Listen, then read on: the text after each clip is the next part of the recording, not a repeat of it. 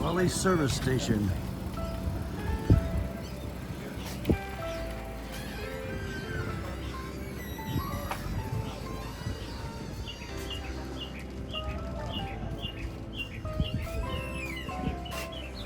Alright, Raleigh service station. There's the police car where you get to take tours. I think Beth went inside to find out information about that, so let's follow her on inside and see what's going on. Yes. Right on the bathroom door, right?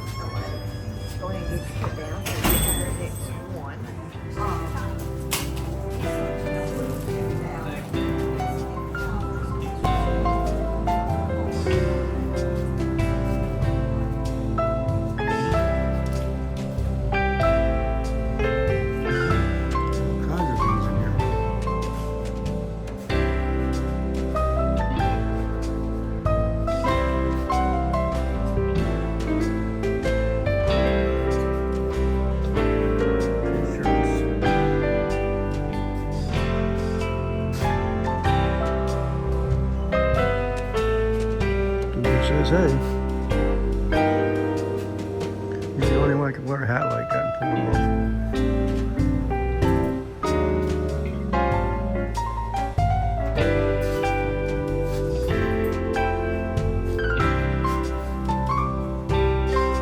There's Beth in her normal spot in the backseat of a police car. A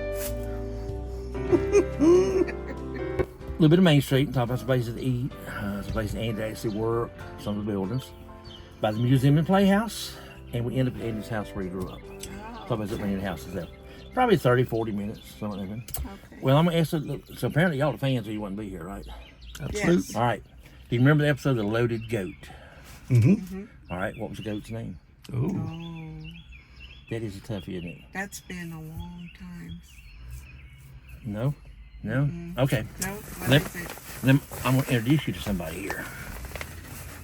Meet Little Jimmy. Got his little dynamite stick, he's ready to go. There it is. That's awesome. Yeah, wife made that for me. I said, well, I gotta have a stick of dynamite with a fuse, so she made the fuse. Look at that. Yeah. Oh. Yeah, she looks after me. Now, I hope you know that nothing whatsoever was filmed in this town. Right. Mm-hmm. All in California. Good. A lot of people don't realize it, and it breaks their heart when they find out nothing was filmed. Andy was born and raised here, Right. and he put a lot of this town, people, and places into his show, which we'll talk about quite a bit of that on this tour. Okay. What's your from? first name? Me? Yeah. Larry. Okay. Well, Larry, we're from Florida. Florida. Mm-hmm. And my grandson's name is Larry. Oh, really? And my son-in-law's name is Larry. A lot of Larry's around in there. Must be a thing. Yeah, I actually was born and raised here myself. Where are you? Nice. The only time I was really away from here, I spent a couple of years in California in the Marine Corps. And that was absolutely their choice, not mine. Much rather been here. Retired May of 2017, over 34 years in law enforcement. Wow. Can't think of a better time to be out of law enforcement right now. And what better job to be driving a squad car? It's in my blood. Yeah. Now, where are we going to go? Granite quarry first. World's largest open-face granite quarry. Very impressive. There we're going to come back off of Main, about 1 block. A new mural of Andy there. It's 5 different periods from 1958 to Matlock, which would be early 70s. A little bit of Main Street, and talk about some places to eat, some places Andy actually worked, some of the buildings. By the museum and playhouse, and we end up at Andy's house where he grew up. Oh, Talk about the main house itself. Probably 30, 40 minutes, something like that. Okay. Get the wheels turning, get some air moving. Even though it's hotter, it's better than nowhere.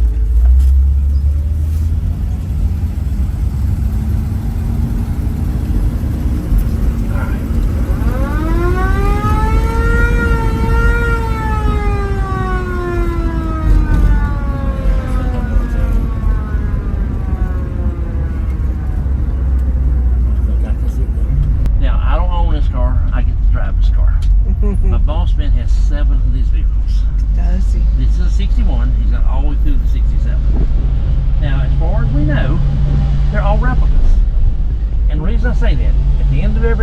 says vehicles furnished by Ford Motor Company. Local dealer in Los Angeles, he provided the cars. Every time models changed, he brought new ones. He took the old ones through dealership, they had stripped them down, repainted. The door will come open. Yep, a little bit. That back one? Yeah, I think so. This one's yours. Oh, yours. Oh, you can go ahead and open it and pop it again. There we go. There you go. Yeah. The one I felt for was that dealer. Because he kept his cars, Andy cars, and sold them. Multi-millionaire. But had a guy with Los Angeles where he knew him, told me all about him, and he said something to me that made no sense at all. He says, "Oh, don't worry about him. He couldn't use the money no way." That went. I don't even can't use money. I said, "What do you mean?" He said, "He's in prison." Oh, now normally that would end that conversation, but I can't. You may have noticed this already. I'm not exactly normal. I'm kind of a smart aleck. I have been my entire life. Things pop out of my mouth. I have no idea where they come from. It just happens. I told someone the other day, I bet you my mama busted my mouth a lot when I was growing up. And the thing is, I think when she was doing it, I was so young I couldn't remember it. But then when I got old enough to remember, she doesn't give up. So ain't no changing him. Why waste my time? It's kind of like there's no filter on the mouth. And sometimes the brain don't engage before the mouth. And that will get a little embarrassing. But this was a small one. I said, well, you know what? I still feel a little sorry for him. Look at it this way. Again, if it was Andy cars that sold him, I am sure he can afford a better lawyer. He can hire somebody like Mr. Matlock or Mr. Mason who sold him lost. And he wouldn't have done a day in jail. Andy Griffith, as far as I know, never 100% admitted that Mayberry was fashioned after his hometown here in Mount Airy. But there's so many little things he said and did, there's really no doubt in my mind. First of all, before he ever even started filming his show, he came in here with two of his producers. They stayed in this little town for 2 solid weeks looking around.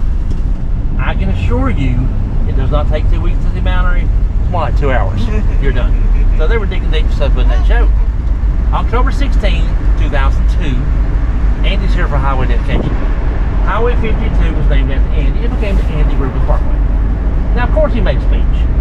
He talked about how he used some of his friends and involved his names in his show. Talked about cities and towns North Carolina he put in his show. The only 3 I remember myself that day were Raleigh, Siler City, and Mount Pilot. These 3 all were encompassed Pilot Mountain, 12 miles south.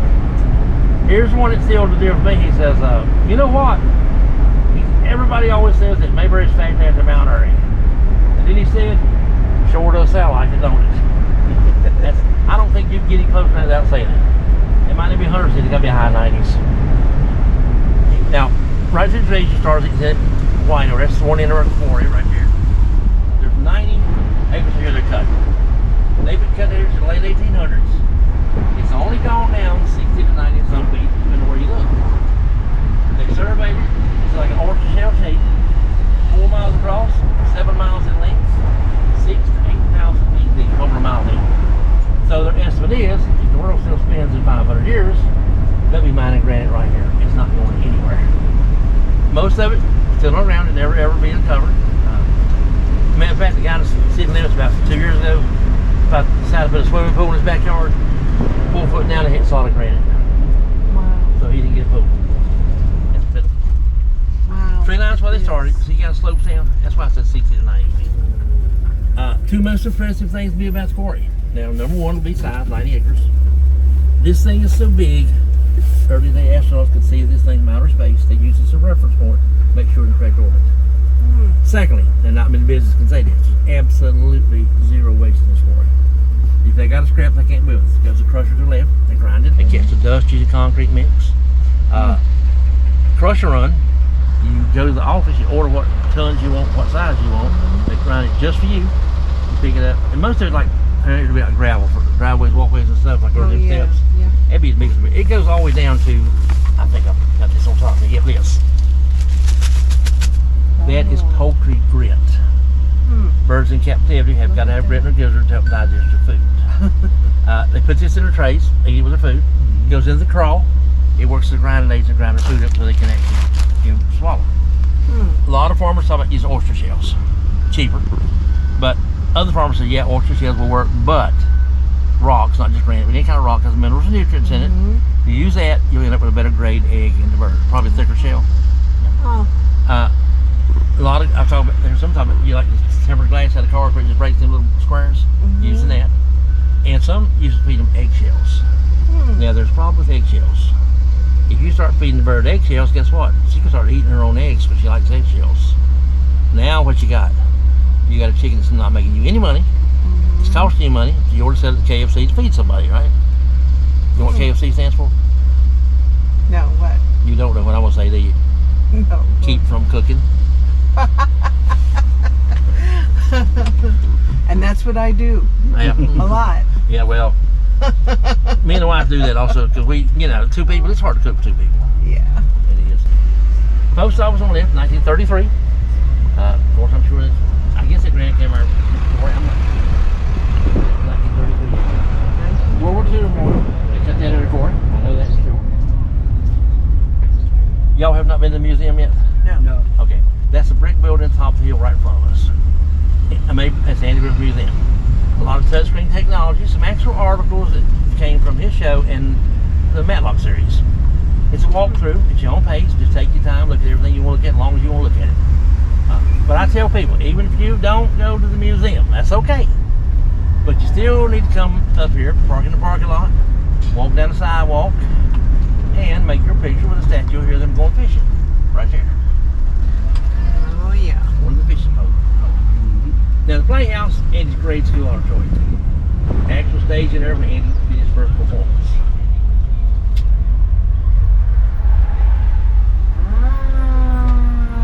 I'm sorry, no loitering, you got to go. We didn't pay attention and we're lost. We're not. Where's the museum? Yeah. Down to the bottom of the steps. It's what? Just go through the little archway right there. Yeah. Just go straight down the bottom of the steps. Okay. Okay. You're close. You were right. You're at the right place. You're in the right place. You're at the right Okay. place, yes. You've done good. Now, here's one I'm going to tell you about that I say 100% sure Andy took something out of his hometown and put in his show. The episode where Dick Van Dyke, young Andy's Jerry Van Dyke, Dick Van Dyke's younger brother. He left the circus. He wanted to be a deputy. Andy hired him, put him in uniform. I don't think he had a good badge or gun, but he's in uniform. But he couldn't do anything right. Everything he touched, he messed up. So Andy told him, says, okay, this afternoon at 3 o'clock, you be down the corner of Rockford and Haymore, helping school kids across the street. This is Rockford. We're turning on Haymore. And the second house right after Andy grew up. So I don't think there's any coincidence involved in that. It came his own down into his show. No doubt there. They have pictures of him walking out of it. Yeah. Now right here's where he grew up. Moved here in 1935. He's born in 26. So I like to tell people for the first 9 years of Andy's life, they were a homeless family. Now the homeless, I don't mean lived on a bridge in a tent, nothing like that. Just didn't have a place of their own. Lived with friends, lived with relatives. Couldn't find anybody to live to rent a place. His daddy worked in a furniture factory. Well, he run a bandsaw. He was a foreman. This was during the Depression, not a lot of money. He said that little house was only 3 rooms. He paid $600 for this house. That was a lot of money during the Depression today. Our cell phones cost more than that. Andy said this house was in such bad shape when we moved into it. When it snowed outside, it snowed inside through the cracks and walls around the windows. It's the only room to the Hampton Inn. Now, the Hampton Inn's only about a quarter or half mile straight up Broad Street behind us here. So if he said, oh, it's a bed and breakfast, I said, no, it's a bed and go. They said, what is a bed and go? I said, you have to get out of bed and go to Hampton Inn. It ain't rain over here. Yeah. If you want to eat from there, you're going to have to go get it. And you can go to the swimming pool, weight room, computer room. You got all the benefits of Hampton. Stay in Andy's house. The home place, 3566. Andy's mom and daddy, not him. He left here in 1944 when he was at high school. I was college he goes. Graduated college in 1949 with a degree in music. He immediately goes to work. He taught high school down in Goldsboro, North Carolina, 3 years. He did a little comedy act out on the road about a year. He did some movies, did some records. 1955, he's on Broadway doing No Time for Sergeant's play. That's when Mr. Sheldon Leonard, who was the executive producer of all 8 seasons, talked to Andy about doing a show. He wanted 3 things: a little one-horse town, somewhere in the South, and a non-gun toting sheriff. Andy took the job, moved to California, and get his show ready. Wanted his mom and daddy to come out and live closer to him, so look at them a little bit better in old age. Mom resisted 10, 11 years because she loved it here, didn't want to go. But he got him after 66, he came here to pass away. He buried both his parents in California. Then he moved back to North Carolina and left them out there in the graves. So I have always said, if anybody in the world is actually rolled in the grave, it'd be his mama, ain't no doubt. At least she loved it here. Now, did you know that Andy was married 3 times? Oh, I didn't know that. First wife, Barbara Everett. They met down at Chapel Hill, Carolina Playmakers Club, which I'm assuming is where aspiring actors hang out to get discovered. They married in 1949, divorced in 1972. 23 years. 1 year later, he married his second wife, a little Greek lady named Salika, also an actress. They were together 8 years to 1981. He did wait 2 years for the next one. His third and final wife, Cindy. They married in 83, and she stayed with him 29, 30 years until he died. So, 2 children, a boy and a girl. The boy was named Samuel Andy Griffith. Andy was Andy Samuel Griffith. So, that's the first 2 names. They called him Sam. Well, Sam, unfortunately, didn't live long. He died at 38 years old. Dixie, the daughter, she's alive and well. She lives out there in Denver, Colorado. 3 daughters, 2 grandchildren, boy and a girl. Now, Andy lived in Manual, Outer Banks. We talked, I think we spoke about that a while ago. His estate was somewhere around 68 acres. He told the third wife, Cindy, he said that when I die, she's much younger than him. He said, when I die, bury me here on my land and do it quickly. He passed away July 3rd, 2012, 7 a.m. Within 4 hours. She had been in the ground, covered it down. He was buried within 4 hours. And he even had a little graveside service. But, so he got his wish. But he had another request. On his estate, he had 2 houses. He said the first house, his first, second, and third wife had lived. He wanted it made into his museum. Well, she didn't go for that one. Matter of fact, very soon after she passed, she got a permit. State or county, and that house was destroyed. It's completely gone. If my wife doesn't come back home, alright. Now, a lot of people question that. Why in the world she have tore down? Well, I kind of figured this way. When he dies, she's a very rich lady. Somewhere 30 to 60 million. She don't need money. If she builds this museum, her gates got to come over that people in. And her privacy's gone, so I think the privacy, hey girl,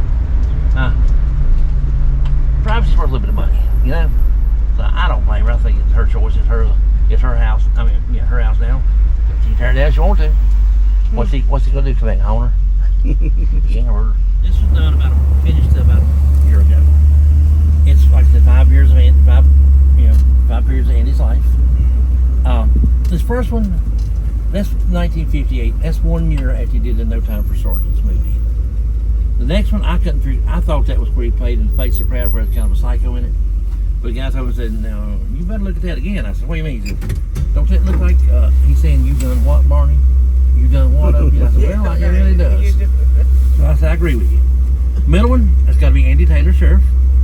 Now that next one over there, I couldn't figure that the longest time. But I think it was near color episodes, and I also think that was when he was in the Mayberry Marching Band. Look at his collar there, that little insignias on his collar. I think it's Mayberry Marching Band. Then of course there's Mr. Matlock. That one there kind of looks like Howdy Doody a little bit. He does. A lot of people say that. Yeah. Really? And it was big. Daughter told me that's when Andy got his teeth fixed. I don't know if she meant crowns, caps, and there, whatever. But that's when he got his teeth fixed. You see the mountain in the background. Look in the middle of his forehead in the middle one. See the knob on top where he gets darker? That's Mount Pilot. What is it? Mount Pilot. Where they always go down to Mount Pilot.